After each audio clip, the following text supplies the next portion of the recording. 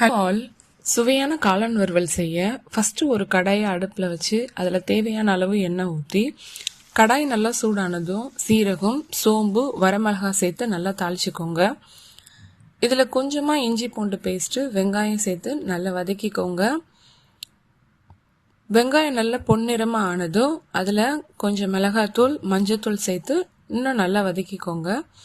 அதுக்கப்புறம் அதில் நறுக்கி வச்சிருக்க காளானையும் சேர்த்து நல்ல ஒரு பரட்டல் கொடுத்துக்கோங்க. காளான்லேருந்து நல்ல தண்ணி வெளியில் ஏறினதும் அந்த தண்ணியிலே அந்த காளான் நல்லா வெந்து அந்த தண்ணி நல்லா ட்ரை ஆனதும் அதில் கொஞ்சமாக கரம் மசாலா சேர்த்து ஒரு முறை நல்லா கிளறி விட்டுக்கோங்க. கடைசியாக லைட்டாக அது மேலே கொத்தமல்லி இலை தூவி இறக்கிங்க. சுவையான காளான் வறுவல் ரெடி.